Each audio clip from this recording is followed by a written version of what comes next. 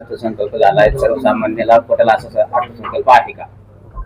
काही त्याच्यामध्ये त्रुटी आहेत. त्याच्या त्रुटी निश्चितपणे येणाऱ्या काळामध्ये उपसूचनाद्वारे असतील किंवा सगळ्या तज्ञांच्या अभ्यास करून, सगळ्यांशी विचारविनिमय करून, सर्व 128 नगरसेवकांशी चर्चा करून, सगळ्या वरिष्ठांशी चर्चा करून त्याच्यामध्ये काय काय सुधारणा करता येतील, शहराला काय आपला फायदा होईल, त्या गोष्टीकडे लक्ष देऊन त्याच्यामध्ये ज्या उपसूचना आपल्याला योग्य वाटतील ते योग्य वाटून ते आम्ही जनरल बॉडीला सादर करताना एकत्रित सादर करू. एकंदरीत स्थायी समिती जे असेल ते 15 जे सदस्य असतील त्यांच्या सूचना घेऊन नंतर अर्थसंकल्पात मांडणं हे अनिवार्य होते. मात्र आता ते झालेलं नसल्याची खंत जी आहे ते अनेक सदस्य व्यक्त होताना दिसत आहेत.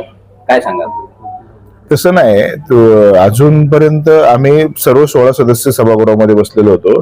आम्हाला फक्त ते सादर केल्यानंतर आम्ही सर्वांनी मिळून तो डिसिजन घेतलेला आहे की 2-3 दिवस या पूर्ण अर्थसंकल्पावरती प्रॉपर अभ्यास करून, तज्ञांची माहिती घेऊन, आम्हाला त्यातलं जेवढं प्रभागातल्या काही नागरिकांच्या समस्या ज्या भासतात त्याच्यावरती सोल्युशन कसं निघेल, त्यासाठी जी जी कामं अपेक्षित आहेत ती कामं त्याच्यामध्ये उल्लेख करून आणि त्याच्यापैकी किती चालू असलेल्या तरतुदीमध्ये शक्य आहे याचा सगळा आढावा घेऊन आम्ही ते एकत्रितपणे सादर करायचं ठरवलं. 4 वर्षानंतर पुन्हा एकदा स्थायी समिती स्थापन झाली. शहरांचे लक्ष जे आहे स्थायी समितीवर आहे की आपल्या शहरांमध्ये चांगली कामे व्हावी. एक चेअरमन म्हणून तुम्ही शहराचे जे काही त्यांचे स्वप्न जे आहेत की हे व्हायला पाहिजे ते पूर्ण होतील का? कसा अर्थसंकल्प असणार आहे? निश्चितपणे सर्व अपेक्षा जेवढ्या आम्ही लोकांना देखील दाखवल्यात आणि लोकांच्या देखील आहेत आणि जे समस्या लोकांना भासतात या सगळ्यांचा समतोल ठेवून शक्य तेवढी सगळी जास्तीत जास्तची कामं आम्ही करण्याचा प्रयत्न करू. सर्वप्रथम महिलांचे जे शौचालय आहेत तिथे एकतर पाणी नसतं आणि दरवाजेही नसतात आणि स्वच्छताही नसते.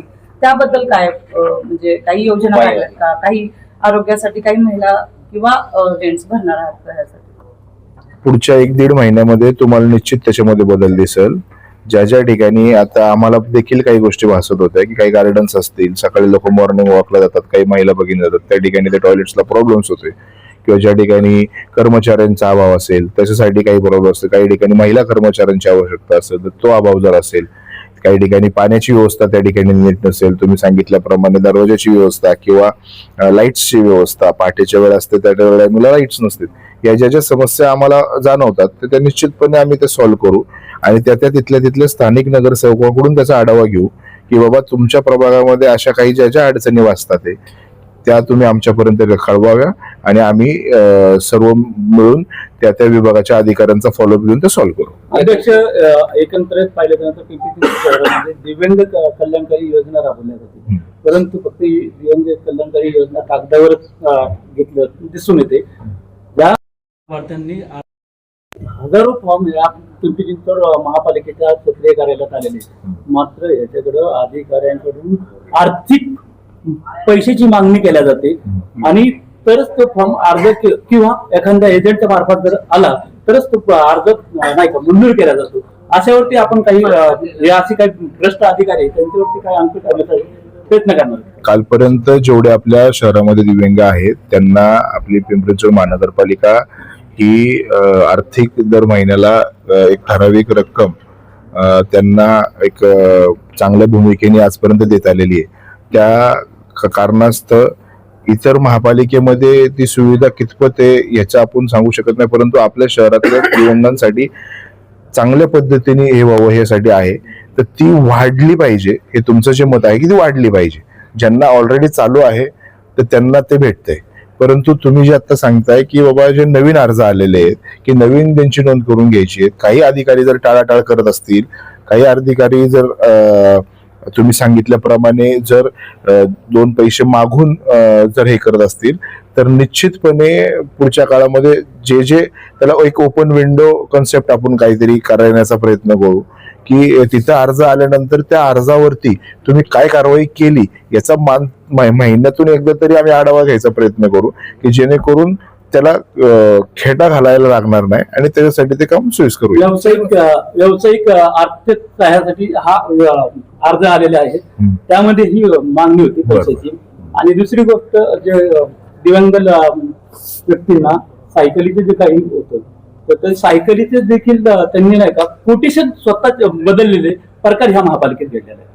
म्हणजे ज्यांनी एखाद्या डीलरकडनं घेतलेलं कोटेशन होतं, ते कोटेशन ह्या ठेकेदाराच्या मार्फत लावण्यात आलेले आहे. असं एखादं स्पेसिफिक उदाहरण असेल आणि पुराव्या सकटात असेल तर निश्चितपणे आपण त्वरित कमिशनर साहेबांना सांगून त्या प्राधिकरणावरती कारवाई करावी. कॉल रेकॉर्ड सुद्धा आपल्याकडे आहे. जे तुम्हाला वाटेल ना ते लेखी स्वरूपात, व्हिडिओ स्वरूपात तुमच्याकडे जे असेल तर तुमच्या सर्वांसोबत आम्ही देखील कमिशनर साहेबांना ते सूचना करू आणि एकत्रितपणे आपण सॉल्व्ह करू. प्रशासन काळामध्ये काही बोगस म्हणजे ठेकेदारांमार्फत काही बोगस दिव्यांग पण दाखवले गेलेले आहेत आणि त्या दिव्यांगाच्या बोगस ठेकेदारांना काही ठेके मिळाले नाही, त्या संदर्भाने आपण काय भूमिका घेतली? बोगस असतील तर ते आपण काढून घेऊ. तर ते कसं हे करणार?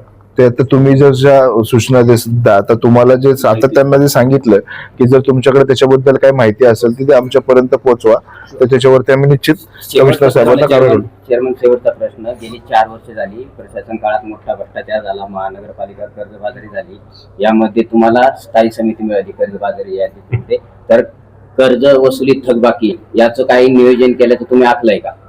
मुळात त्यांना आपली महापालिका कर्जबाजारी नाहीये हे पहिलं सर्वांनी ज्ञात असावं की महापालिकेवरती चालू वर्षामधलं 353 कोटीचं कर्ज आहे. चालू वर्षामध्ये जरी तरतूद नसली तरी ठीक आहे की मागचे जे काही महत्वाकांक्षी प्रकल्प होते ते प्रकल्प होण्यासाठी आम्हाला ते ह्या वर्षी काही कमी प्रमाणात नवीन कामं काढता येतील, पण नवीन कामं जरी काढता नाही आली पण दैनंदिन जीवनामध्ये जे आवश्यक असलेल्या गोष्टी आहेत, जे आवश्यक असलेली कामं आहेत ती निश्चित त्या कामांसाठी कशी तरतूद करता येईल.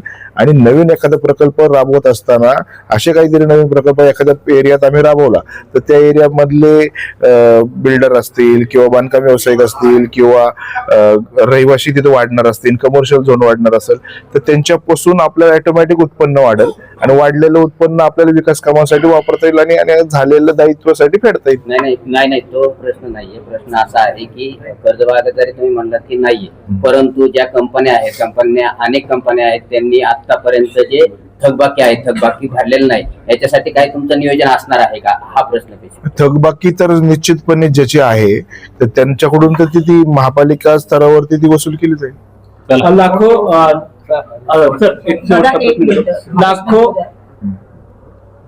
लाखो आंबेडकरी समाजाचा आवाज बनून कुणाल भाऊंनी सभागृहामध्ये मातारमाईचा स्मारकाचा विषय घेतला होता.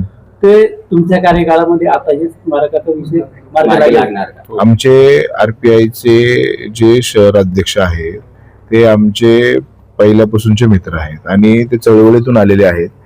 चळवळीतून आलेल्या व्यक्तीला भारतीय जनता पार्टीनी आणि आरपीआय गटाने जो न्याय दिलेला आहे, आज ते सभागृहामध्ये एक आरपीआयचा समाजाचा आवाज म्हणून उभे आहेत आणि ते एकटे आवाज नाहीयेत, तर आम्ही सर्व 128 नगरसेवक म्हणजे आमचे बाबासाहेब असतील, आमचे तंत्रबळे साहेब असतील व मी असेल स्वतः, असं कुठलं हे नाही की बाबा समाजाचाच, सर्व समाजाचे आम्ही सर्व लोक आज त्या माता रमाईंच्या स्मारकासाठी अग्रेसर आहोत.